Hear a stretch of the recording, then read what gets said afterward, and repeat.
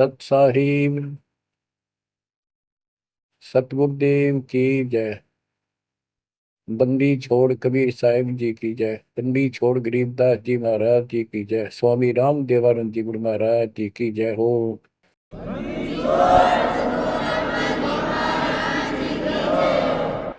सर्व संतों की जय, सर्व भक्तों की जय, धर्मी पुरुषों की जय। श्री काशी धाम की जय, श्री सुनानी धाम की जय, श्री कलकत्ता धाम की जय, श्री गुरुवारा धाम की जय। सत साई। गरीब नमो नमो सत्य पुरुष को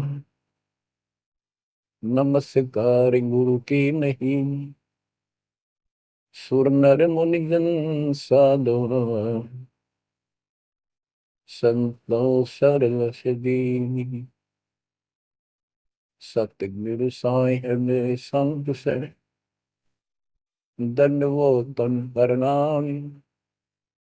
आगे पीछे मध्य हुए किन कुरुगा सुरगुण।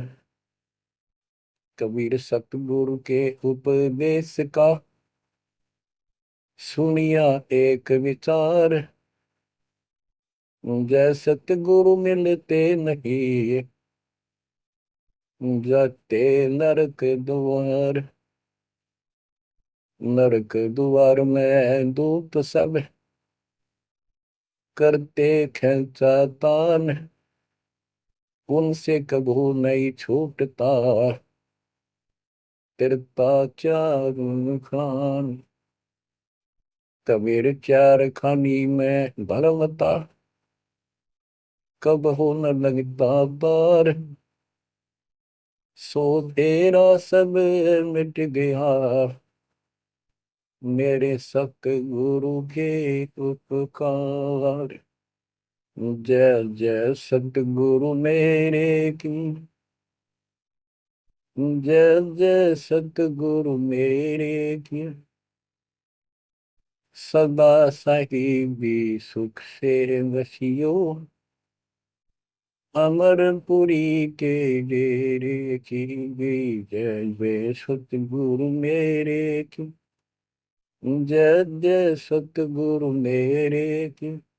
सदा साहिबी सुख से वसियो सदलोक के मेरे। निर्विकार निर्भय तुझे ओर सकल माय। वेदी साधु पूर सकल मान। सब पर तेरी साहिबी सब पर तेरी साहिबी। तुझ तर साहिब नाम निर्विकार निर्भय। ಪರಮ ಪಿತ ಪರಮಾತ್ಮ ಕಬೀರರ ಅಪಾರ ದಯೆಯಿಂದ ಮಕ್ಕಳೇ, ನೀವು ಈ ಅಮೃತ ಜ್ಞಾನವನ್ನು ತಿಳಿಯುತ್ತಿದ್ದೀರಿ. ಅದ್ಭುತ ಜ್ಞಾನವನ್ನು ನಿಮಗೆ ಕೇಳಿಸಲಾಗುತ್ತಿದೆ. ಆತ್ಮಕ್ಕೆ ಇದರದ್ದು ಬಹಳ ಯುಗಗಳಿಂದ ಹಸಿವಿದೆ. ಅತ್ಯಧಿಕ ಪ್ರಯತ್ನ ಮಾಡಿದೆ ಆತ್ಮವು. ಪ್ರತ್ಯೇಕ ಜೀವಿಯು ಮಾಡುತ್ತದೆ. ಮಾನವ ಶರೀರವನ್ನು ಪ್ರಾಪ್ತ ಮಾಡಿ ಒಬ್ಬನು ತೀರ್ಥಕ್ಕೆ ಹೋಗುತ್ತಾನೆ, ಇನ್ನೊಬ್ಬ ವ್ರತವನ್ನು ಮಾಡುತ್ತಾನೆ. ಯಾರಿಗೆ ಎಂತಹ ಗುರು ಸಿಗುತ್ತಾರೋ ಅವರು ತಿಳಿಸಿದಂತೆ. ನಿಮಗೆ ಭಕ್ತ ಪರಮ ಪುಣ್ಯಾತ್ಮ ಸಂತ ಧರ್ಮದಾಸರ ಕಥೆಯನ್ನು ಹೇಳಲಾಗುತ್ತಿದೆ. ಕಲಿಯುಗದಲ್ಲಿ ಪರಮಾತ್ಮ ಇಲ್ಲಿಂದ ತಮ್ಮ ಬೀಜ ಬಿತ್ತಿದ್ದರು. ಇವರ ಮಾಧ್ಯಮದಿಂದ ನಮಗೆ ಉಪದೇಶ ನೀಡಿದರು. ಹೇಗೆ ಧರ್ಮದಾಸ ದಾರಿ ತಪ್ಪಿದರು, ಹಾಗೆಯೇ ನೀವೆಲ್ಲ ಹಿಂದೂ ಮತ್ತು ಮುಸಲ್ಮಾನರು ದಾರಿ ತಪ್ಪಿ ಅಲೆಯುತ್ತಿದ್ದೀರಿ. ಯಾರ ಬಳಿಯೂ ಯಥಾರ್ಥ ಭಕ್ತಿ ಜ್ಞಾನವಿಲ್ಲ. ಕಾಲನ ದೂತರಿಂದ ಲೋಕವೇದವನ್ನು ಹರಡಿಸಲಾಯಿತು. ಅದರಿಂದ ನಿಮ್ಮ ಜೀವನ ನಾಶ ಮಾಡುತ್ತಿದ್ದೀರಿ. ಧರ್ಮದಾಸರು ಯಾವಾಗ ಭಗವಂತನ ಬಳಿ ತಲುಪಿದರು, ಅವರಿಗೆ ಜಿಂದಾಬಾಬಾನ ರೂಪದಲ್ಲಿ ಪ್ರಾಪ್ತರಾದರು, ದೊರೆತರು. ಆಗ ಅವನು ಬಹಳಷ್ಟು ವಾದವಿವಾದ ಮಾಡಿದ. ಗೀತೆ ವೇದಗಳಲ್ಲಿ ಕಣ್ಣಾರೆ ಕಂಡು ಒಪ್ಪಿಕೊಂಡ. ಇದರಲ್ಲಿ ಎಲ್ಲವೂ ಸತ್ಯ ಬರೆದಿದೆ ಎಂದು. ಆದರೆ ತನ್ನ ಮೇಲೆಯೂ ಅವಿಶ್ವಾಸವಾಯಿತು. ಕಣ್ಣಾರೆ ನೋಡುತ್ತಿದ್ದ, ಅದರ ಮೇಲೂ ಅವಿಶ್ವಾಸವಾಗುತ್ತಾ ಹೋಯಿತು. ಏಕೆಂದರೆ ಅವನೇನು ಜ್ಞಾನವನ್ನು ಕೇಳಿದ್ದ, ಅದು ಇದರ ವಿಪರೀತವಾಗಿತ್ತು. ಹಾಗೂ ಒಬ್ಬನೇ ಅಲ್ಲ,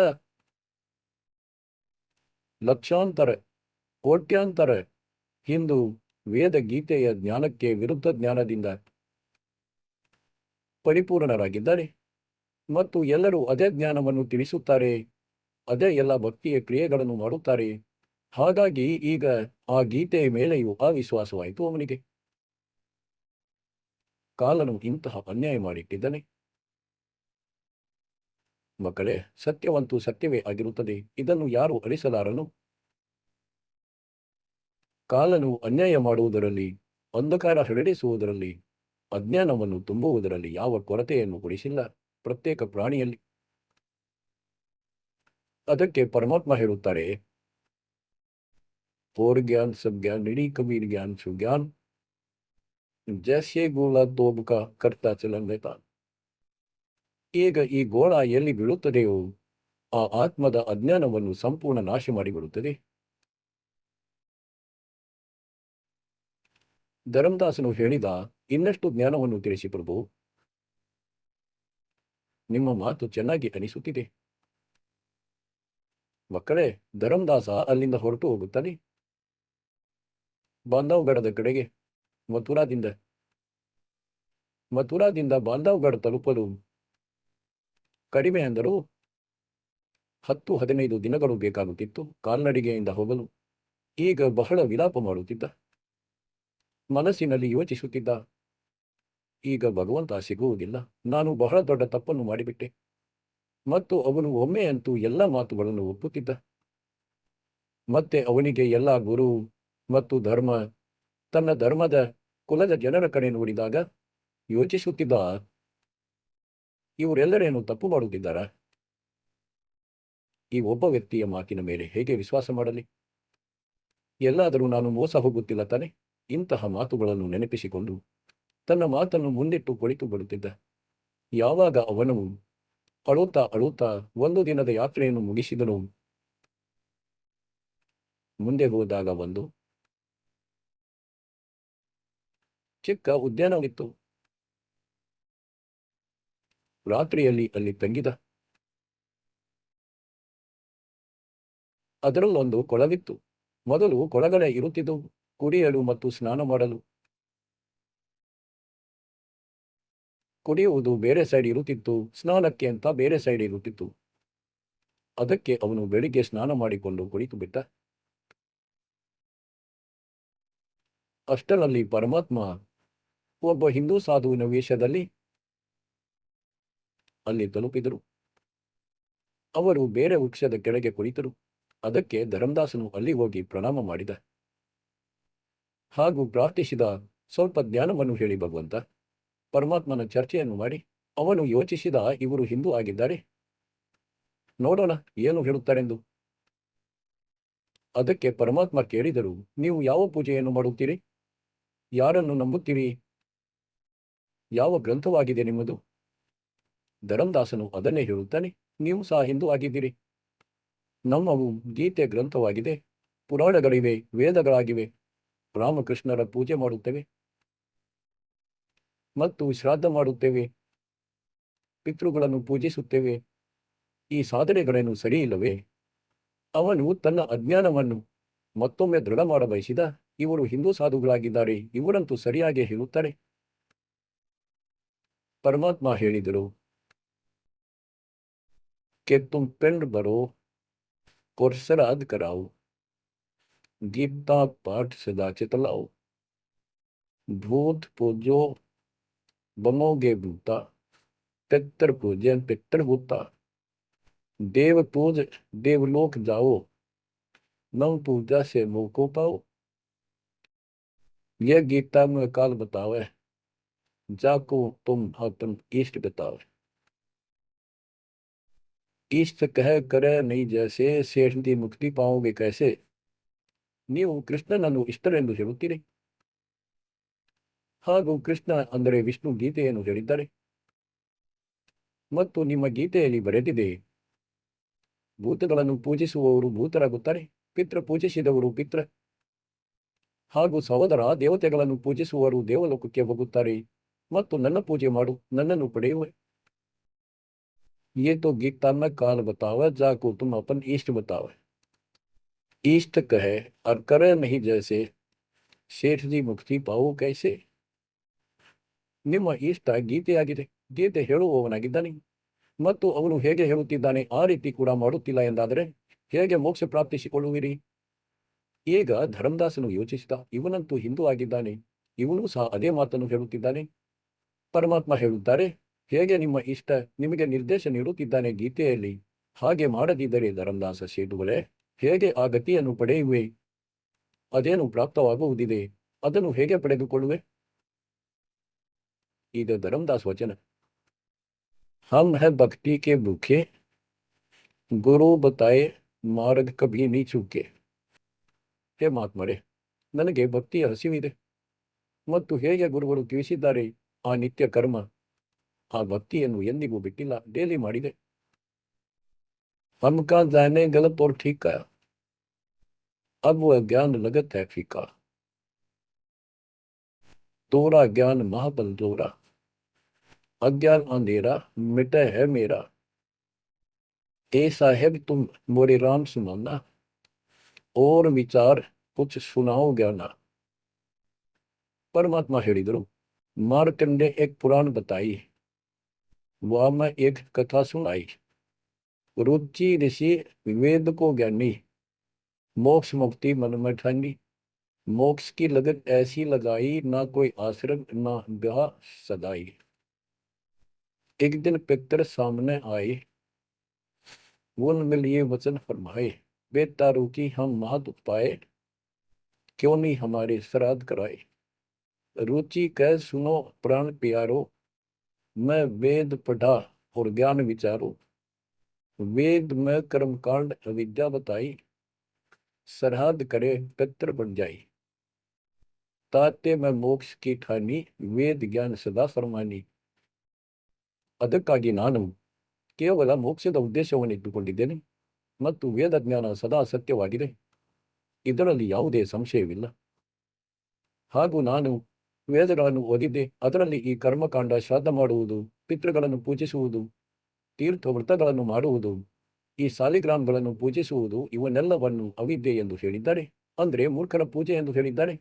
तातक में मोक्ष की ठानी, वेद ज्ञान सदा परमाय.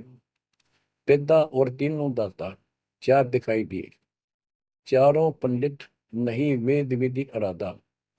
पिता और तीनों दाता चारों पंडित नहीं ವೇದ ವಿಧಿ ಅರಾಧ. ಅವರು ವೇದ ವಿಧಿಯನುಸಾರ ಸಾಧನೆಯನ್ನು ಮಾಡಿರಲಿಲ್ಲ. तात बहुत योनि पाया, अब पुत्र को आ फरमाया. कह पितर बात तेरी सत्य है, वेदों में कर्मकांड अविद्या कथ है. तुम तो मोक्ष मार्ग पर लगे, हम ಮಾಜುಕಿ ಕ್ಷರೆ ಅಭಾಗ್ಯ. ಮಗು, ನೀನಂತೂ ಮೋಕ್ಷ ಮಾರ್ಗದ ಮೇಲೆ ತೊಡಗಿರುವೆ, ನಾವು ದುರ್ಭಾಗ್ಯರು, ಕರ್ಮಹೀನರು, ನಾವು ಬಹಳ ದುಃಖಿತರಾಗಿದ್ದೇವೆ. ವಿವಾಹ ಮಾಡಿಕೊ ಮತ್ತು ಶ್ರಾದ್ದ ಮಾಡು ಮತ್ತು ನಮ್ಮ ಜೀವನವನ್ನು ಸುಖಿಯನ್ನಾಗಿಸು. रुचि कहे तुम तो डूबे भौजल माही, अब मोहे हुआ में रहे दकाई. 44 यानी 40 ವರ್ಷ आयु बढ़ेरी, 40 ವರ್ಷ ನನ್ನ ವಯಸ್ಸಾಗಿದೆ. अब कौन करेगा सगाई मेरी. 44 वर्ष आयु बढ़ेरी, अब कौन करे सगाई मेरी. पितर पतन कराया आपन, लगे रुचि को फाप न थापन. विचार करो धर्मनी नागर, पितर कह वेद है सत ज्ञान सागर. वेद व्योद आप भक्ति कराई, तात पितर जुलनी पाई. रुचि विहा करवाकर श्राद्ध कराया, कराया सब है निसायर. यह सब काल जाल है भाई, बिन सतगुर कोई बच है भाई. या तो वेद पुराण को झूठे, ಒಂದಂತೂ ಈ ವೇದ ಪುರಾಣಗಳು ಸುಳ್ಳಾಗಿವೆ ಎಂದು ಹೇಳಿಬಿಡಿ. ಯಪ್ಪನ್ ತುಮ್ರೆ ಗುರು ಹೆ ಪೂಕೆ, ಅಥವಾ ನಿಮ್ಮ ಗುರುಗಳು ಪೂರ್ಣರಲ್ಲ, ತಪ್ಪಾಗಿರುವ ಜ್ಞಾನ ತಿಳಿಸುತ್ತಿದ್ದಾರೆ. ಶಾಸ್ತ್ರ ವಿರುದ್ಧ ಜ್ಞಾನ ಬತಾವೆ ಅಪ್ಪನ್ ರೂಪ ಶಿಶ್ ಡುಬುವ. ಶಾಸ್ತ್ರ ವಿರುದ್ಧ ಜ್ಞಾನ ಬತಾವೆ ಅಪ್ಪನ್ ಬೂढ़े शिष डुबावे. सारंग कहे धनुष, पानी है हाथा, सार शब्द सारंग है और सब मीठी बात। ಮಕ್ಕಳೇ, ಸಾರಂಗ ಅಂದ್ರೆ ಧನಸ್ಸು, ಪಾನಿ ಅಂದ್ರೆ ಕೈ. ಸಾರಂಗ ಪಾನಿ ಪರಮಾತ್ಮನನ್ನು ನಂಬುತ್ತಾರೆ ಅಂದ್ರೆ ಅವರ ಕೈಯಲ್ಲಿ ಧನಸ್ಸಿದೆ. ಗೀತೆ ಅಧ್ಯಾಯ 15 ಮತ್ತು ಶ್ಲೋಕ 1ರಲ್ಲಿ ಹೇಳಿದ್ದಾರೆ, ಮೇಲಕ್ಕೆ ಬೇರುಳ್ಳ ಮೂಲ ಮಾಲೀಕರನ್ನು ಅದರ ಬೇರು ಎಂದು ತಿಳಿಯಿರಿ, ಮತ್ತು ಕೆಳಗೆ ಶಾಖೆಗಳಿರುವ ಉಲ್ಟಾ ಜೋತಾಡುತ್ತಿರುವ ಸಂಸಾರ ರೂಪಿಯನ್ನು ವೃಕ್ಷ ಇದೆ. ಇದರ ಛಂದಗಳನ್ನು ಎಲ್ಲ ವಿಭಾಗಗಳನ್ನು ಬೇರೆ ಬೇರೆಯಾಗಿ ತಿಳಿಸುತ್ತಾನೋ. ಸ ವೇದವಿತ್, ಅವನು ತತ್ವದರ್ಶಿ ಸಂತನಾಗಿದ್ದಾನೆ. ಪರಮೇಶ್ವರ ಕಬೀರರು 600 ವರ್ಷಗಳ ಮೊದಲು ಹೇಳಿದ್ದರು, ಅಕ್ಸರ್ ಪೋಷಕ್ ಪೇಡ ಏನು ಭೂಮಿಯಿಂದ ಹೊರಗಡೆ ಕಾಣುತ್ತದೆ ಭಾಗ, ಅದನ್ನು ಮರವೆಂದು ಹೇಳುತ್ತಾರೆ. ಆದರೆ ಬೇರೆಯಿಂದ ನಿಂತಿದೆ, ಜಡದಿಂದ ಪೋಷಣೆಯಾಗುತ್ತದೆ ಅದರದು. ಅಕ್ಸರ್ ಪುರುಷಕ್ ಪೇಡ ನರಂಜನ್ ವಾಕಿದಾರ್ ಸರ್ ಪುರುಷ ವಾಕಿದಾರ್ ತಿನ್ನೋ ದೇವ ಸಾಖ ಪಾತ್ಲು ಸಂಸಾರ. ಮೂಲ ಯಾರಾಗಿದ್ದಾರೆ? ಮೂಲ ಪರಂ ಅಕ್ಷರ ಬ್ರಹ್ಮರಾಗಿದ್ದಾರೆ. ಆದ್ದರಿಂದ ಗೀತೆಯ ಅಧ್ಯಾಯ 15ರ ಶ್ಲೋಕ 1ರಲ್ಲಿ ಸ್ಪಷ್ಟಪಡಿಸಿದ್ದಾರೆ. ಯಾರು ಇದರ ಹೀಗೆ ಬೇರೆ ಬೇರೆ ವಿಭಾಗಗಳನ್ನು ತಿಳಿಸುವನು? ಸಂಸಾರ ರೂಪಿ ವೃಕ್ಷದ ಮೂಲ ಯಾರಾಗಿದ್ದಾರೆ? ಕಾಂಡ ಏನಾಗಿದೆ? ದೊಡ್ಡ ಕೊಂಬೆ ಯಾರಾಗಿರುವರು? ಶಾಖೆಗಳೇನಾಗಿವೆ? ಎಲೆಗಳೇನಾಗಿವೆ? ಇದನ್ನು ಪರಮಾತ್ಮ ಒಂದೇ ಶ್ಲೋಕದಲ್ಲಿ ತಿಳಿಸಿಬಿಟ್ಟರು. ಹಾಗೂ ಮೂಲವಂತೂ ಮಾಲೀಕರೇ ಆಗಿದ್ದಾರೆ.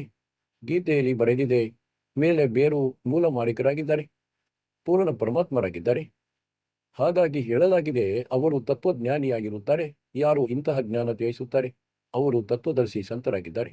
ಗೀತೆಯ ಅಧ್ಯಾಯ 15ರ ಶ್ಲೋಕ 3ರಲ್ಲಿ ಹೇಳಲಾಗಿದೆ, ತತ್ವಜ್ಞಾನ ರೂಪಿ ಶಸ್ತ್ರದಿಂದ, ಆ ಧನಸ್ಸಿನಿಂದ, ಸಾರಂಗದಿಂದ, ಶಸ್ತ್ರದಿಂದ ಈ ಅಜ್ಞಾನವನ್ನು ಕತ್ತರಿಸಿ.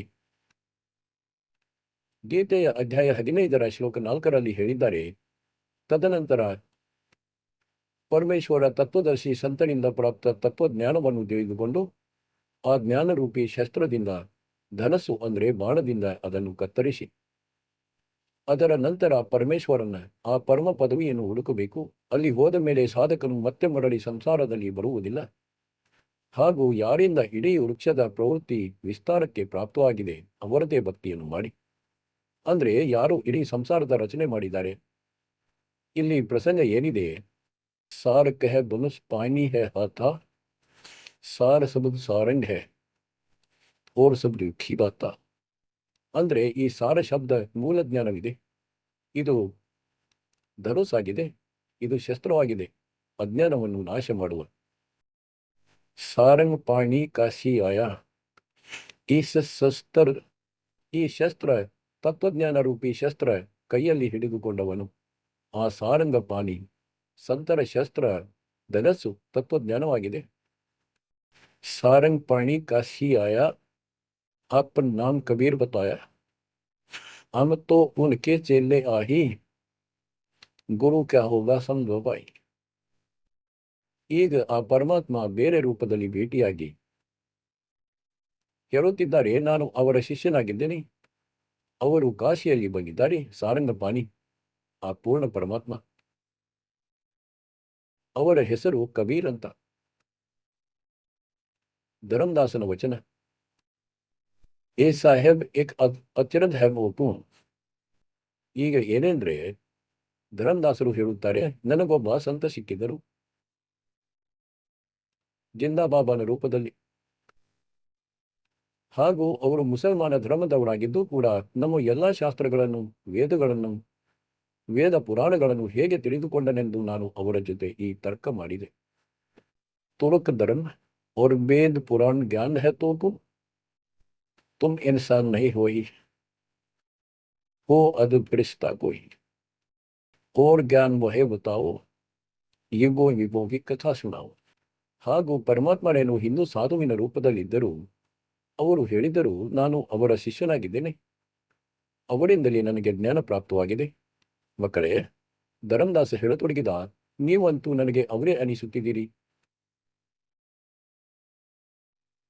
ನೀವು ಈ ಜ್ಞಾನವನ್ನು ಹೇಗಿದೆಯೋ ಹಾಗೆಯೇ ಹೇಳುತ್ತಿದ್ದೀರಿ. ಈಗ ಧರಂದಾಸನು ಹೇಳುತ್ತಾನೆ, ನನಗೆ ಇನ್ನಷ್ಟು ಜ್ಞಾನವನ್ನು ತಿಳಿಸಿ, ಯುಗ ಯುಗಗಳ ಕಥೆಯನ್ನು ಹೇಳಿ. ಸಮೋಧರ್ಮನಿ ಸೃಷ್ಟಿ ರಚನಾ ಸತ್ ಕೌನಯ್ಯ ಕಲ್ಪನಾ. ಇದನ್ನು ಸತ್ಯವೆಂದು ನಂಬು, ಯಾವುದೇ ಕಲ್ಪನೆ ಅಥವಾ ಕಟ್ಟುಕತೆಯಲ್ಲ. ಜಬ್ ಹಮ್ ಜಗತ್ ರಚನಾ ಬತಾಯಿ ಧರ್ಮದಾಸ್ ಕೋ ಅಚರ್ಚ ದಿಕಾಯ್. ಅಂದ್ರೆ ನಾನು ಯಾವಾಗ ಇಡೀ ಸೃಷ್ಟಿಯ ಬಗ್ಗೆ ತಿಳಿಸಿದೆ, ಅವನಿಗೆ ಬಹಳ ಆಶ್ಚರ್ಯವಾಯಿತು. ಯ ಜ್ಞಾನ್ ಅಜೀಬ್ ಸುನಾಯೋ ತುಮ್ಕೋ ಯ ಕಿನ್ ಬತಾಯೋ. ನಿಮಗೆ ಈ ಜ್ಞಾನವನ್ನು ಯಾರು ಹೇಳಿದರು? ಕಾಸೆ ಬೋನ್ನತ್ ಹೋ ಐಸಿ ಬಾತ ಜಾನ್ಮ ಹೋ ತುಮ್ ಆಪ್ ಹಿ ದಾತ. ಹೀಗೆ ಅನಿಸುತ್ತಿದೆ, ನೀವು ಸ್ವಯಂ ಭಗವಂತರೆಂದು. ಇಂತಹ ಮಾತುಗಳನ್ನು ಎಲ್ಲಿಂದ ಹೇಳುತ್ತಿದ್ದೀರಿ? ಯಾರು ತಿಳಿಸಿದರು ನಿಮಗೆ? ಬಿದ್ದಾತ ತೋ ನಿರಾಕಾರ ಬತಾಯ ತುಮ್ಕೋ ಕೈಸೆ ಮಾನ್ಮೂರಾಯ. ಸ್ವತಃ ಹೇಳುತ್ತಿದ್ದಾನೆ ಎಲ್ಲ ಮಾತುಗಳನ್ನು. ನೀವೇ ಭಗವಂತರಂತೆ ಕಾಣುತ್ತಿದ್ದೀರಿ, ಆದರೂ ಮತ್ತೆ ಭಗವಂತರಂತೂ ನಿರಾಕಾರವೆಂದು ಹೇಳುತ್ತಾರೆ. ಈ ಉಲ್ಟಾ ಪಾಠ ಎಲ್ಲರಿಗೂ ಕಲಿಸಿಬಿಟ್ಟಿದ್ದಾರೆ. ಎಲ್ಲ ಮಾತುಗಳನ್ನು ಕೇಳುತ್ತಿದ್ದಾನೆ ಮತ್ತು ಆ ನಿರಾಕಾರನೆಂದು ತಿಳಿಸುವವರು ಈ ಜ್ಞಾನ ಎಂದಿಗೂ ತಿಳಿಸಿಲ್ಲ. ಇದು ಗೀತೆಯಲ್ಲಿ ಇಂದಿಗೂ ಪ್ರಮಾಣಿತವಾಗಿದೆ. ಆದರೂ ಆ ಹಳೆಯ ಅಜ್ಞಾನ ಅಡ್ಡಿಪಡಿಸುತ್ತಿದೆ. ವಿಧಾತನನ್ನು ನಿರಾಕಾರನೆಂದು ಹೇಳಿದ್ದಾರೆ. ಒಂದೊಮ್ಮೆ ನಿಮ್ಮನ್ನು ಭಗವಂತರೆಂದು ನಂಬುವುದಾದರೂ ಹೇಗೆ? ತುಮ್ ಜೋ ಲೋಕ್ ಮೊಹೆ ಬತಾಯೋ ಸೃಷ್ಟಿ ಗಿ ರಚನಾ ಕೈಸೆ ಸುನಾಯೋ. ಆಖೋ ದೇಖೋ ಮನ್ ದರ ಧೀರ देखो कहाँ रैत प्रभु अमर शरीरा. तब हम गुप्त पुण्य छिपाई ಧರ್ಮದಾಸ್ ಕೋ ಮುಕ್ತಾಯಿ. ಮಕ್ಕಳೇ, ಈಗ ನೋಡಿ, ಆ ಒಬ್ಬ ಪ್ರಾಣಿಯನ್ನು ಕಾಲನ ಕೆಸರಿನಿಂದ ತೆಗೆಯಲು ಅದೆಷ್ಟೊಂದು ಪ್ರಯತ್ನಗಳನ್ನು ಪರಮಾತ್ಮನಿಗೆ ಮಾಡಬೇಕಾಗುತ್ತಿದೆ. ಮಕ್ಕಳೇ, ಅಷ್ಟೇ ಪ್ರಯತ್ನ ನಿಮಗಾಗಿ ಮಾಡಬೇಕಾಯಿತು. ನಿಮ್ಮನ್ನು ತೆಗೆಯಲು ಪ್ರಾರಂಭಿಸಿದಾಗ ಈ ಕಾಲನ ಕೆಸರಿನಿಂದ, ಈ ಅಜ್ಞಾನದಿಂದ, ಈ ಮಲಿನತೆಯಿಂದ ಬಿಡಿಸಲು ಧರ್ಮದಾಸ ಮತ್ತೆ ಚಿಂತಿತನಾದ. ಇವರಂತೂ ಅವರೇ ಕಾಣುತ್ತಾರೆ, ಎಲ್ಲ ಆ ಮಾತುಗಳನ್ನೇ ಹೇಳುತ್ತಿದ್ದಾರೆ. ಗುರುತಿಸಲಾಗುತ್ತಿರಲಿಲ್ಲ, ರೂಪ ಬೇರೆ ಇತ್ತು. 5 ದಿನಗಳು ಹೀಗೆಯೇ ಕಳೆದು ನಡೆಯುತ್ತಾ ಮುಂದೆ ಹೋಗಿ 5ನೇ ದಿನ ಯಾತ್ರೆ ಮಾಡುತ್ತಾ ಒಂದು ವಾಟಿಕೆಯಲ್ಲಿ ಹೀಗೆ ಒಂದ್ಯಾವುದೋ ನೀರಿನ ಬಾವಿಯ ನೆರಳಿನಲ್ಲಿ ಆಶ್ರಯ ಪಡೆದು ತಂಗುತ್ತಿದ್ದರು. ಒಂದು ಸುಂದರವಾದ ವಾಟಿಕೆ ಇತ್ತು. ಅದರಲ್ಲಿ ಉಳಿದುಕೊಂಡ ಧರ್ಮದಾಸನು ಅಕ್ಕಪಕ್ಕ ಚಿಕ್ಕ ದೊಡ್ಡ ಬಸ್ ಸ್ಟ್ಯಾಂಡ್ನಂತೆ ಇರುತ್ತಿದ್ದವು. ಹೀಗೆ ತಿರುಗಾಡುತ್ತಾ ಯಾತ್ರಿಗಳು ಬರುತ್ತಿದ್ದರು. ಅಲ್ಲಿ ಅಂಗಡಿಗಳು ಇರುತ್ತಿದ್ದವು, ಜನರು ಅಲ್ಲಿ ನಿಲ್ಲುತ್ತಿದ್ದರು. ಹಾಗಾಗಿ ಆ ಉದ್ಯಾನದ ಬಳಿ ಒಂದು ಚಿಕ್ಕದಾದ ಸಂತೆ ಇತ್ತು. ಏಕೆಂದ್ರೆ ಯಾತ್ರೆಯಲ್ಲಿ ಹೋಗುವ ತೀರ್ಥಯಾತ್ರಿಗಳು ಅಲ್ಲಿ ಅವಶ್ಯವಾಗಿ ನಿಲ್ಲುತ್ತಿದ್ದರು. ಭೋಜನ ಭಂಡಾರ ಇರುತ್ತಿತ್ತು. ಅಲ್ಲಿ ದಾಬಾ, ಸಣ್ಣ ಪುಟ್ಟ ಅಂಗಡಿಗಳು ಇರುತ್ತಿದ್ದವು. ಊಟ ಮಾಡಬಯಸುವವರು ಅಲ್ಲಿ ಮಾಡಬಹುದಿತ್ತು. ದಿವಸ್ 5 जब ऐसे बीता निपट विकल ही व्याप्य चिंता. 6 दिन स्नान कह गयो कर स्नान चितवन क्यों. ओप वाटी का प्रेम सुहावन वो शोभा सुंदर सुखी पाव. जा जाए पूजा अनुसारा प्रतिमा देव शिव विस्तारा. खोल पोटरी मूर्ति निकारी ठाव ठाव अंदर प्रकट पसारे. ಈಗ ಪರಮಾತ್ಮನಿಂದ ಜ್ಞಾನವಂತೂ ಸಿಗಲಿಲ್ಲ. ಆಗ ಅವನ ಮನಸ್ಸಿನಲ್ಲಿ ಹೀಗೆ ಬಂತು, ಹಿಂದಿನ ಪೂಜೆಗಳನ್ನೇ ಮಾಡಿಕೊಳ್ಳುವೆ, ಖಾಲಿ ಇರುವುದಕ್ಕಿಂತ ಇದೇ ಒಳ್ಳೆಯದೆಂದು. ಅದಕ್ಕೆ ಅವನು ಮತ್ತೆ ಆ ತನ್ನ ಎಲ್ಲ ಮೂರ್ತಿಗಳನ್ನು ತೆಗೆದ, ಕಲ್ಲಿನ ಮೂರ್ತಿ, ಹಿತ್ತಾಳೆಯ ಮೂರ್ತಿಗಳನ್ನು ಹಾಗೂ ಸ್ನಾನಾದಿ ಮಾಡಿ ಒಂದು ಚಾದರ ಬಟ್ಟೆ ಹಾಸಿ ಅವನು ಹೀಗೆ ಸ್ವಚ್ಛ ಚಾದರ ಹಾಸಿಕೊಂಡು ಅದರ ಮೇಲೆ ಎಲ್ಲ ಮೂರ್ತಿಗಳನ್ನು ಇಟ್ಟುಕೊಂಡ. ಏಕೆಂದ್ರೆ ಜೊತೆಯಲ್ಲಿ ಇಟ್ಟುಕೊಂಡಿದ್ದ, ಜಲಪ್ರವಾಹ ಮಾಡಲಿಲ್ಲ, ತನ್ನ ಗುರುಗಳಿಗೆ ಒಪ್ಪಿಸಿಬಿಡುವೆ ಹೋಗಿ ಎಂದು. ಗುರುಗಳನ್ನು ಬದಲಿಸುವ ಬಗ್ಗೆ ಯೋಚಿಸಿರಲಿಲ್ಲ. ಮನಸ್ಸಿನಲ್ಲಿ ಬಂತು, ಈ ಮೂರ್ತಿಗಳ ಪೂಜೆಯನ್ನು ಮಾಡಿಕೊಳ್ಳುವೆ ಎಂದು. ಅವುಗಳನ್ನು ಒಂದು ಬಹಳ ಶ್ರದ್ಧೆಯಿಂದ ಇಟ್ಟುಕೊಂಡಿದ್ದ, ಬಹಳ ವರ್ಷಗಳಿಂದ, 50-60 ವರ್ಷಗಳಿಂದ. ಆದ್ದರಿಂದ ಮಕ್ಕಳೇ, ನಾವು ಧಾರ್ಮಿಕರಂತೂ ಆಗಿದ್ದೇವೆ. ಈ ಅಧಿಕ ಧಾರ್ಮಿಕತೆಯ ದುರುಪಯೋಗ ಮಿಸ್ಯೂಸ್ ಮಾಡುತ್ತಾನೆ ಕಾಲನು ಮತ್ತು ಕಾಲನ ದೂತರು. ಹಾಗಾಗಿ ಆ ಎಲ್ಲ ಮೂರ್ತಿಗಳನ್ನು ಚಾದರಿನ ಮೇಲೆ ಇಟ್ಟುಕೊಂಡು ಎಲ್ಲ ಹೂವುಗಳನ್ನು ತಂದು ಮತ್ತು ಅವುಗಳ ಮೇಲೆ ಅರ್ಪಿಸಿಬಿಟ್ಟ. ನಂತರ ಪರಮಾತ್ಮ ಅಲ್ಲಿ ಅನ್ಯ ವೇಷದಲ್ಲಿ ತಲುಪಿದರು. ಬೇಸ್ छिपाए बेख वेशभूषा बेस छिपाए तां पर बुआए, चौका निकट ही आसन लाए, धर्मदास पूजा मन लाए, निपट प्रीति अधिक चित चाहे, मन अनुहारी ಧ್ಯಾನ ನವಾಯಿ ಕಹಿ ಕೈ ಮಂತ್ರ ಅಂದ್ರೆ ಮಂತ್ರಗಳನ್ನು ಹೇಳುತ್ತಾ ಅವುಗಳಿಗೆ ಹೂ ಅರ್ಪಿಸಿದ. ಚಂದ್ರ ಟುಲಾವೈ घंट बजाई सतुति देवकी पढ़ चितलाई, कर पूजा प्रथम सिर नावा, ಪಡ್ಡಾರಿ ಪೋಟಿ ಮೂರ್ತಿ ಛಪಾವ.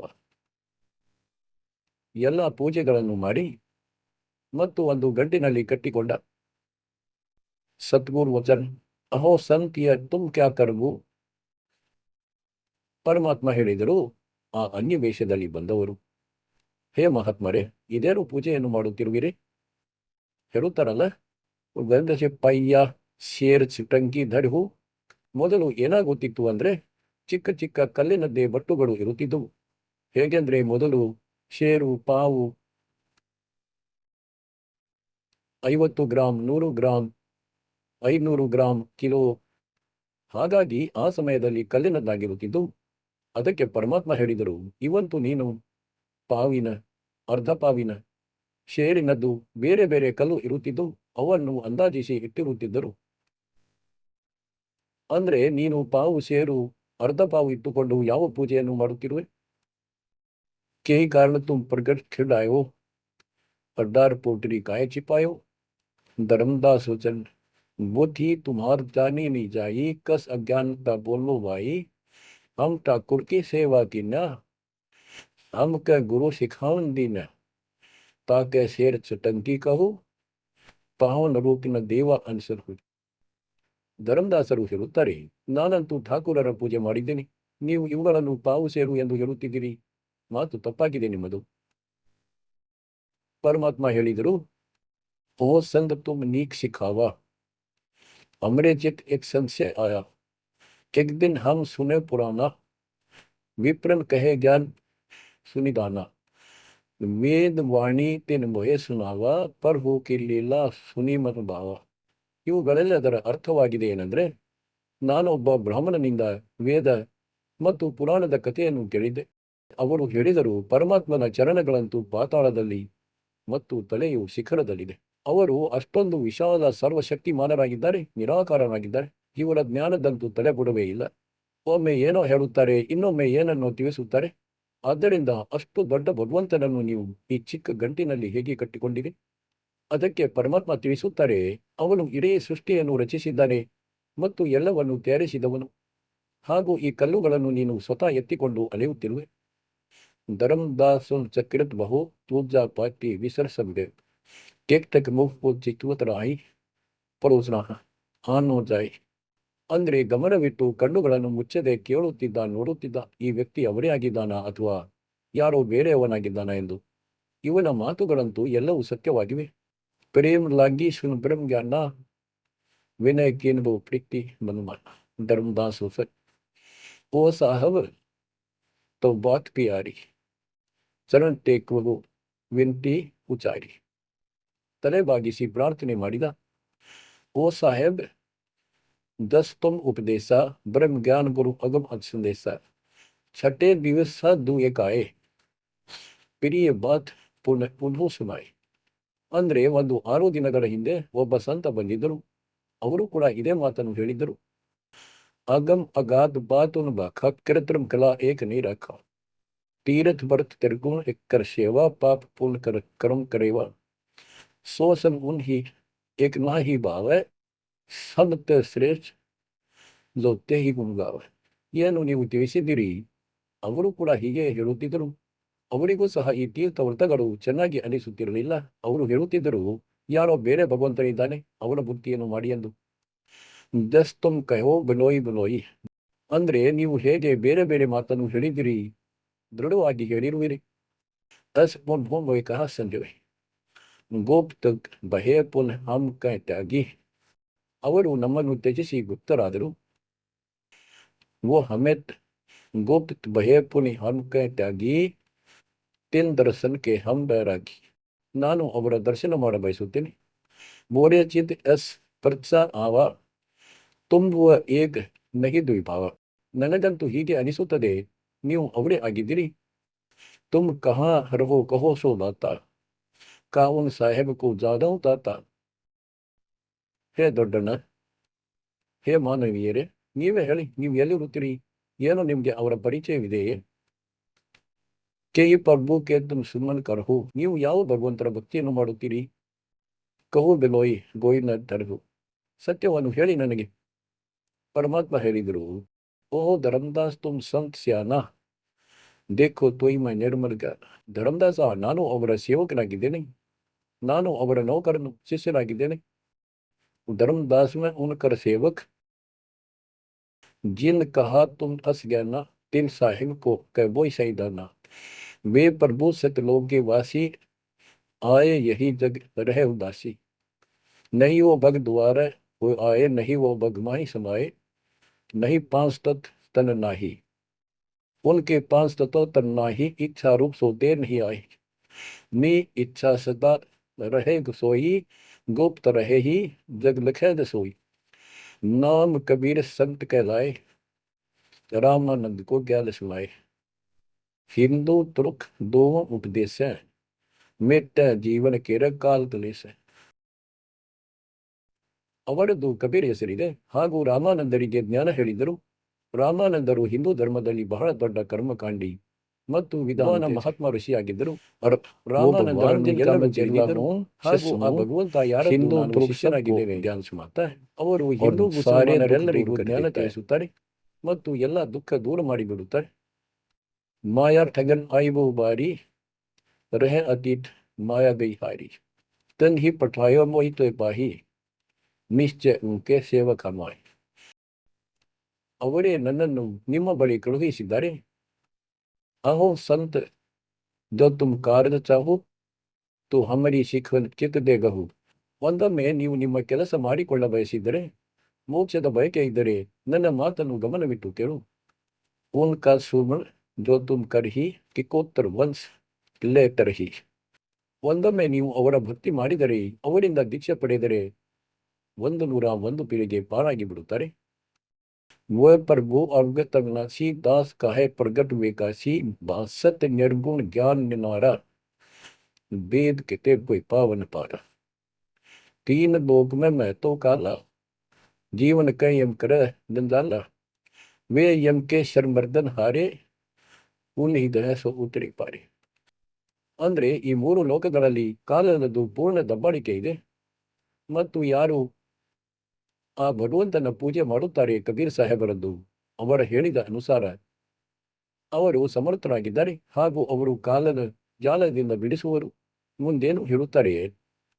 ಜಹಾವೋ ರಹೇ ಕಾಲ್ ತಾನಾಹಿ, ಹಂಸನ್ ಸುಖದ ಏಕಿಯೇ ಆಯ್. ಎಲ್ಲಿ ಅವರು ಇರುತ್ತಾರೆ ಅಲ್ಲಿ ಕಾಲನು ಸುಳಿಯಲು ಸಾಧ್ಯವಿಲ್ಲ. ಧರ್ಮದಾಸ ಹೇಳುತ್ತಾರೆ, ಓ ಸಾಹೇಬ್ ಬಲಿ ಬಲಿ ಜಾವು, ಮೊಹಿ ಉನ್ಕಾ ಸಂದೇಶ ಸುನಾವು, ಮೋರೆ ತೋ ತುಮ್ ಉನಿ ಸಬ್ ಆಹಿ. ನನಗೆ ಅವರ ಇನ್ನಷ್ಟು ಜ್ಞಾನವನ್ನು ತಿಳಿಸಿ, ನಾನಂತೂ ನಿಮ್ಮನ್ನು ಅವರ ಸಮಾನರೆಂದೇ ನಂಬುತ್ತೇನೆ. ತುಮ್ ವ ಏಕ್ ಮಹಿ ಬೆಲ್ದಾಯ್, ನಾಮ್ ತುಮಾರ ಕಾ ಹೈ ಸ್ವಾಮಿ, ಸೋ ಬಾಸೋ ಪ್ರಭು ಅಂತರ್ಯಾಮಿ. ನಿಮ್ಮ ಹೆಸರು ಏನಾಗಿದೆ, ದಯವಿಟ್ಟು ನನಗೆ ತಿಳಿಸಿ. ಪರಮಾತ್ಮ ಹೇಳಿದರು, ಧರ್ಮನಿ ನಾಮ್ ಸಾಧು ಮಮ್ ಆಹಿ, ಸಂತನ್ ಮ ಹಂ ಸದಾ ರಹಾಯ್, ಸಾಧು ಸಂಗತಿ ನಿಷ್ಠರ್ ಮನ್ ಭಾವೈ, ಸಂತ್ ಸಮಾಗಮ್ ತಾ ನಿಶ್ಚಯ ಜಾವ. ಎಲ್ಲಾದರೂ ಸಂತರ ಸಮಾಗಮ ಆಗುತ್ತಿದ್ದರೆ, ಧರ್ಮಕರ್ಮ ಆಗುತ್ತಿದ್ದರೆ ನಾನು ಅಲ್ಲಿ ಅವಶ್ಯವಾಗಿ ಹೋಗುತ್ತೇನೆ. ಜೋ ಜೀವ್ ಕರೆ ಸಾಧು ಸಮಾಗಮ್ ಮ ಸೇವಕಾಯಿ, ಸೋ ಜೀವ್ ಅತಿ ಪ್ರಿಯ ಲಗ್ ಬಾಯ್. ಯಾರು ಸಂತ ಸಮಾಗಮದಲ್ಲಿ ಸೇವೆ ಮಾಡುತ್ತಾರೋ, ಇಂತಹ ಸಮಾಗಮದಲ್ಲಿ ಅನುಷ್ಠಾನ ಮಾಡಿಸುತ್ತಾರೆ ಮತ್ತು ಅಲ್ಲಿ ಸೇವೆ ಮಾಡುತ್ತಾರೋ, ನನಗೆ ಅವರು ಬಹಳ ಪ್ರಿಯರೆನಿಸುತ್ತಾರೆ. ಹಮರೇ ಸಾಯದ್ ಕಿ ಐಸೆ ರೀತಿ, ಸದಾ ಕರೆ ಸಂತನ್ ಸೋಂಪ್ರೀತಿ. ನಮ್ಮ ಸಾಹೇಬರು ಏನಿದ್ದಾರೆ ಪರಮಾತ್ಮ ಅವರ ರೀತಿಯಾಗಿದೆ, ಅವರು ಸಂತ ಸಮಾಗಮದಲ್ಲಿ ಅವಶ್ಯವಾಗಿ ಹೋಗುತ್ತಾರೆ. ಹಮರೇ ಸಾಹೇಬ್ ಕಿ ಐಸನ್ ರೀತಿ, ಸದಾ ಕರಹಿ ಸಂತನ್ ಸಮಾಗಮ್ ಸೋಂಪ್ರೀತಿ, ಜೋ ಜೀವ್ ಉನ್ಕರ್ ದೀಕ್ಷಾ ಲೇಹಿ, ಸಾಧು ಸತ್ಸಂಗ ಸೇವಾ ಶಿಖವನ್ ದೇಹಿ. ಜೀವ್ ಪರ್ ದಯಾ ಹರು ಆತ್ಮ ಪೂಜಾ, ಸತ್ಪುರುಷ ಭಕ್ತಿ ದೇವನಿ ದೂಜಾ. ಕೇವಲ ಒಬ್ಬ ಭಗವಂತನ ಭಕ್ತಿಯನ್ನು ಮಾಡಬೇಕು, ಅನ್ಯ ದೇವನದ್ದಲ್ಲ. ಸದ್ಗುರು ಸಂಕಟ ಮೋಚಕ್ ಆಹಿ, ಸಚ್ ಭಕ್ತಿ ಛುವಯನ್ನಾಯ್. ಯಾರು ಸತ್ಯಭಕ್ತಿಯನ್ನು ಮಾಡುತ್ತಾರೋ ಅವರ ಬಳಿ ಯಮನ ದೂತರು ಸುಳಿಯುವುದೂ ಇಲ್ಲ. ಧರಂದಾಸರು ಹೇಳುತ್ತಾರೆ, ಓ ಸಾಹೇಬ್ ತುಮ್ ಅವಗತ್ ಅಹೋ, अमृत वचन तुम निश्चय कहो, हे प्रभु पूछो बात दो विचार, अब मैं परिचय ಭೇದ ವಿಚಾರ. ನಿಮ್ಮ ಅಪ್ಪಣೆ ಇದ್ದರೆ ನಾನು ಒಂದೆರಡು ಪ್ರಶ್ನೆ ಮಾಡಲೇನು, ಮಾತುಗಳನ್ನು ಕೇಳಲೇನು? ಸೋ ತೋ ಹಮ್ ನೈ ಜಾನೆ ಸ್ವಾಮಿ, ತುಮ್ ಕಹೋ ಪ್ರಭು ಅಂತರ್ಯಾಮಿ. सतगुर वचन अहो धर्मदास तुम भल ये बाखो, कहो जो सो जो प्रीति तुम राखो. अहो निगरा के गुरु की नौ भाई, ತೋನ್ ಬಾತ್ ಮೈ ಕೌ ಸುಬಜಾಯಿ. ಅಂದ್ರೆ ನೀವು ಯಾರನ್ನಾದರೂ ಗುರು ಮಾಡಿಕೊಂಡಿರುವಿರಾ ಅಥವಾ ಗುರು ಇಲ್ಲದೆ ಇರುವಿರಾ? ಧರ್ಮದಾಸರು ಹೇಳುತ್ತಾರೆ, ಕೆ ಸಮರ್ಥ ಗುರು ಹಮ್ನೆ ಕೀನ, ಯೇ ಪರಿಚಯ ಗುರು ಮೋಹಿತ್ ನದೀನ. ಒಬ್ಬ ಬಹಳ ಪ್ರಸಿದ್ಧರಾದ ಗುರುಗಳನ್ನು ನಾನು ಮಾಡಿಕೊಂಡಿರುವೆ. ರೂಪದಾಸ್ ಅವರ ಹೆಸರಾಗಿದೆ. ಆದರೆ ಈ ಜ್ಞಾನ ಅವರು ನನಗೆ ತಿಳಿಸಿಲ್ಲ. ರೂಪದಾಸ್ ಬಿಟ್ಲೇಶ್ವರ್ ರಹಿ ತಿರುಕರ ಸೆಸ್ ಸುನು ಹಮ್ ಆಹಿ. ನಾನು ಅವರ ಶಿಷ್ಯನಾಗಿದ್ದೇನೆ. ಅವರು ವಿಠಲೇಶ್ವರ ಭಗವಂತನ ಪೂಜೆ ಮಾಡುತ್ತಾರೆ, ವಿಷ್ಣು ಭಗವಂತನ. ಉನ್ಮೋಹಿ ಕಿ ಭೇದ್ ಸುಮ್ಜಾವ. ಅವರೇನು ಪೂಜೆ ಹೇಳಿದ್ದಾರೆ ಅದನ್ನು ತಿಳಿಸುತ್ತೇನೆ. ಪೂರ್ಧವ್ ಸಾರ್ಲಿ ರಾಮನ ಭಾವ, ಗಯಾ ಗೋಮತಿ ಕಾಶಿ ಪ್ರಿಯಾಗ, ಹೋಯೆ ಪೂರ್ಣ ಶುದ್ಧ ಜನಂ ಅನುರಾಗ, ಲಕ್ಷ್ಮೀ ನಾರಾಯಣ ಶಿಲಾಕ ದೀನ, ವಿಷ್ಣು ಪಂದರ್ಪುನ ಗೀತಾಚೀನ, ಜಗನ್ನಾಥ್ ಬಲಭದ್ರ ಸಹೋದರ. ಅಂದರೆ ರೂಪದಾಸರು ನನಗೆ ತೀರ್ಥಗಳ ಧಾಮಗಳ ಮಹತ್ವ ಹೇಳಿದ್ದಾರೆ. ಸಾಲಿಗ್ರಾಮ್ಗಳ ಪೂಜೆ ಮಾಡುವುದನ್ನು ತಿಳಿಸಿದರು. ಗಯಾ, ಗೋಮತಿ, ಕಾಶಿ, ಪ್ರಯಾಗ ಇವೆಲ್ಲವುಗಳಲ್ಲಿ ದರ್ಶನಾರ್ಥ ಹೋಗಲು ಸ್ನಾನ ಮಾಡುವುದರಿಂದ ಹಾಗೂ ಲಕ್ಷ್ಮೀನಾರಾಯಣರ ಪೂಜೆ ಮತ್ತು ಈ ಶಿಲೆ ಕಲ್ಲು ಸಾಲಿಗ್ರಾಮ್ ಪೂಜಿಸು ಮೋಕ್ಷವಾಗಿ ಬಿಡುತ್ತದೆ. ಗೀತೆಯನ್ನು ಓದಿ. ಜಗನ್ನಾಥ ಕೃಷ್ಣನಿಗೆ ಹೇಳುತ್ತಾರೆ, ಬಲಭದ್ರ ಸೋಹದ್ರ ಪಂಚದೇವ ಓರ್ತಿ ಯೋಗೇಂದ್ರ. ಅಂದರೆ 5 ದೇವತೆಗಳ ಪೂಜೆ ಮತ್ತು ಜಗನ್ನಾಥ ಮಂದಿರದಲ್ಲಿ 3 ಮೂರ್ತಿಗಳಿವೆ. ಒಂದು ಶ್ರೀಕೃಷ್ಣನದು, ಒಂದು ಬಲಭದ್ರನದು, ಒಂದು ಅವರ ಸಹೋದರಿಯ ಸುಭದ್ರೆಯದು.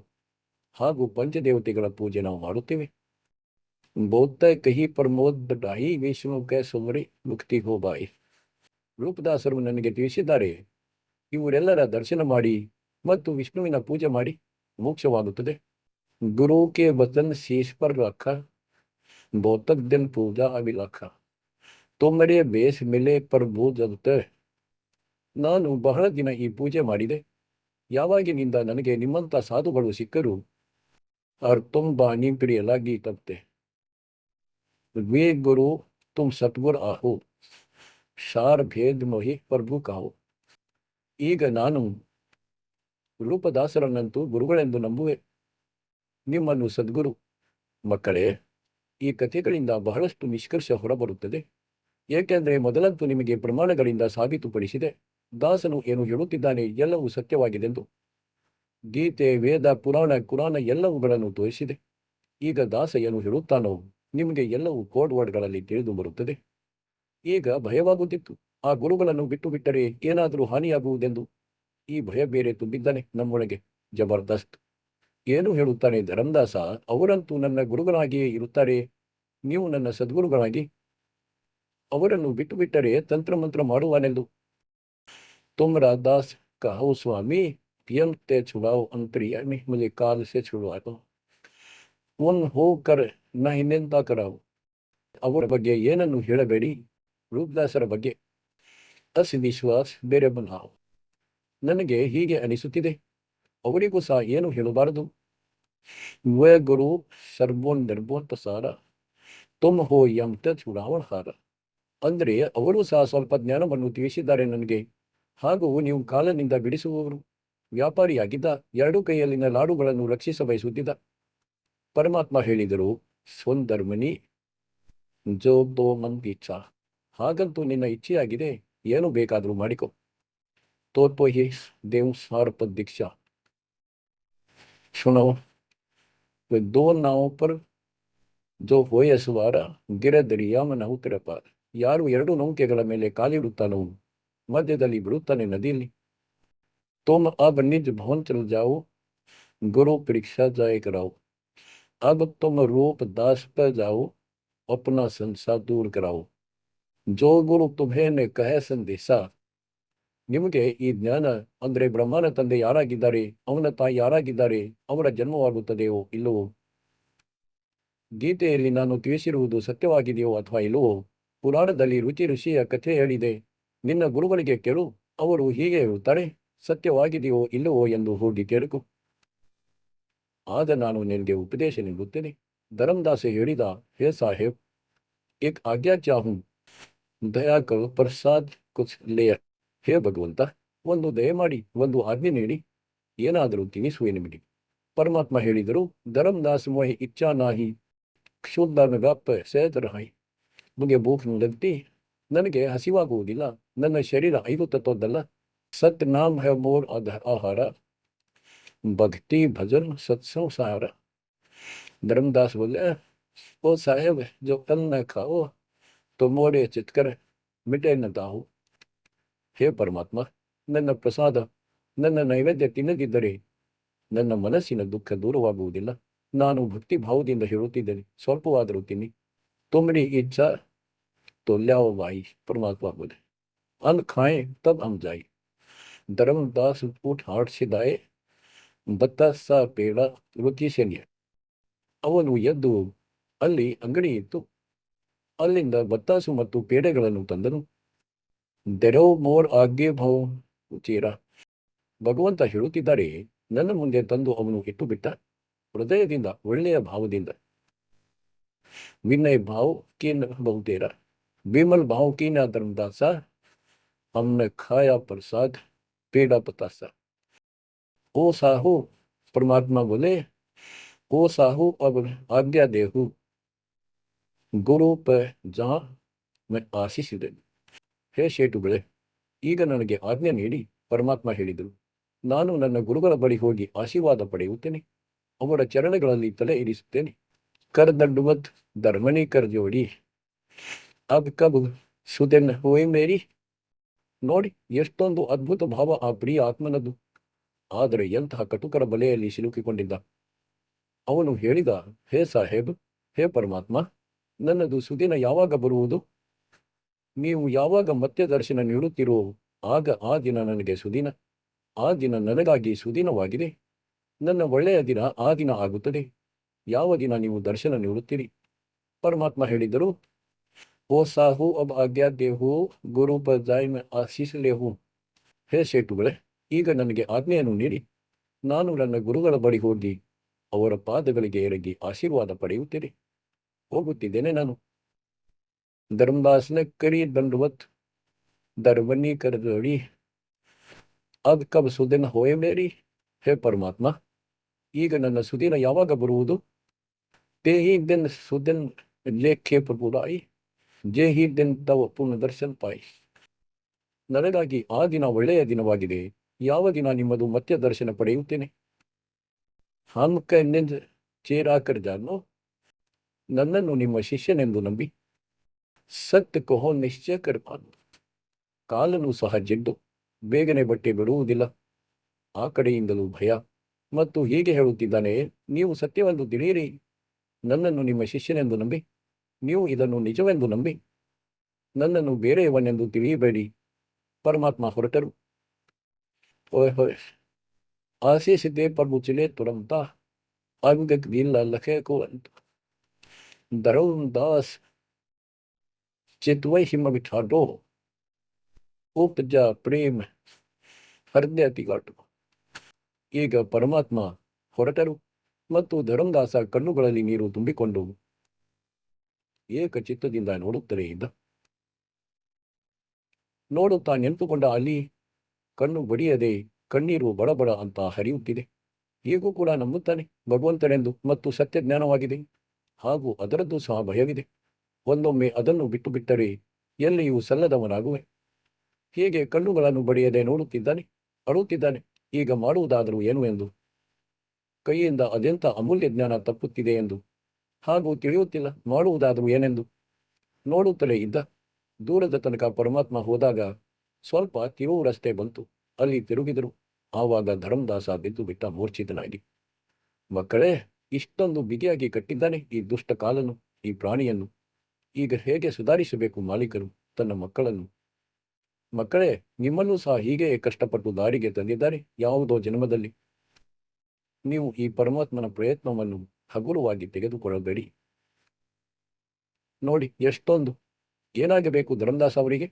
ಎಷ್ಟು ಸಲ ಹೋದರೂ ಅವನ ಬಳಿ ಆ ಅಜ್ಞಾನ ರೂಪಿ ಕೆಸರಿನಿಂದ ಹೊರತೆಗೆದೇ ಬಿಟ್ಟರು. ಹಾಗಾಗಿ ಮಕ್ಕಳೇ, ಆ ಮಾಲೀಕರ ಮೇಲೆ ವಿಶ್ವಾಸ ಮಾಡಿ ನಿಮ್ಮ ಕರ್ಮ ಸುಧಾರಿಸಿಕೊಳ್ಳಿ. ತಮಾಷೆ ಎಂದು ತಿಳಿಯಬೇಡಿ, ಇದನ್ನು ಹಗುರವಾಗಿ ತೆಗೆದುಕೊಳ್ಳಬೇಡಿ. ಇಷ್ಟೊಂದು ಪ್ರಮಾಣಗಳನ್ನು ನೀಡುತ್ತಿರುವೆ ನಿಮಗೆ. ಈ ಹೊಲಸು ಲೋಕದಲ್ಲಿ ಒಂದು ಉಸಿರಿನ ವಿಶ್ವಾಸವಿಲ್ಲ, ನಿಮ್ಮನ್ನು ಮೂರ್ಖರನ್ನಾಗಿ ಇರಿಸಿದ್ದಾನೆ. ಇಷ್ಟಂತೂ ನಿಮಗೆ ವಿಶ್ವಾಸವಿದೆ ಈ ಮಾತು ದಾಸನದು ಸತ್ಯವೆಂದು. ಹಾಗಾದರೆ ಬೇರೆ ಯಾವ ಮಾತು ಸುಳ್ಳಾಗಿದೆ? ಹಾಗಾಗಿ ಭಕ್ತಿ ಮಾಡಿ, ಪಾಪಕರ್ಮಗಳಿಂದ ತಪ್ಪಿಸಿಕೊಳ್ಳಿ, ಕೆಟ್ಟ ಕರ್ಮಗಳನ್ನು ಬಿಡಿ, ಮರ್ಯಾದೆಗಳ ಪಾಲನೆ ಮಾಡಿ. ಈ ಸಲ ಪಾರಾಗುವಿರಿ. ಹಾಗೂ ಇಲ್ಲಿ ಇಷ್ಟೊಂದು ಸುಖಗಳನ್ನು ನೀಡುವರು ನೀವು ಯೋಚಿಸಲು ಕೂಡ ಸಾಧ್ಯವಿಲ್ಲ. ಸಮಾಜವು ನಿಮ್ಮ ಮುಖದ ಕಡೆಗೆ ನೋಡುವುದು ಹಾಗೂ ನಿಮ್ಮ ಸುಖಗಳನ್ನು ನೋಡಿ ಜಗತ್ತು ಗುಂಪು ಗುಂಪಾಗಿ ಬರುತ್ತದೆ. ಇದನ್ನು ಸತ್ಯವೆಂದು ನಂಬಿ. ಒಂದಂತೂ ಇದನ್ನು ನೋಡಿ, ಇದೆಲ್ಲಿಂದ ಪ್ರಚಾರವಾಗುತ್ತಿದೆ? ಪರಮಪಿತರ ಮಹಿಮೆಯದ್ದು. ನೋಡಿ, ಕಾಲನಂತೂ ಅನ್ಯಾಯ ಮಾಡುವುದರಲ್ಲಿ ಕೊರತೆ ಬಿಟ್ಟಿಲ್ಲ. ಹಾಗೂ ದಯಾಳನು ಹೇಗೆ ದಯೆ ತೋರಿದ್ದಾರೆ. ಇವರು ಅವನ ತಂದೆಯಾಗಿದ್ದಾರೆ. ಹೇಳುತ್ತಾರಲ್ಲ, ನಾನು ನಿನ್ನ ತಂದೆಯಾಗಿದ್ದೇನೆಂದು. ಇವರು ಅವನ ತಂದೆಯಾಗಿದ್ದಾರೆ. ಆದ್ದರಿಂದ ಮಕ್ಕಳೇ, ಚರಣಗಳಲ್ಲಿ ಬಿದ್ದಿರಿ, ಇವರಿಂದ ದೂರಾಗಬೇಡಿ. ಕೇವಲ ಇಷ್ಟು ಮಾಡಿ, ದ್ವಾರದರಿಗೆ ಪ್ರಾರಹೆ ಧಕ್ಕೆ ದಣಿಗೆ ಕಾವೆ ಸೋಕಾಲ್ ಜಗಜೋಲಿ ಪರ್ವಾನ್ ಚೋರ್ಪಿದ್ದ. ಪರಮಾತ್ಮ ನಿಮಗೆ ಮೋಕ್ಷ ನೀಡಲಿ, ಸದಾ ಸುಖವಾಗಿಡಲಿ. ಸತ್ ಸಾಹೇಬ್.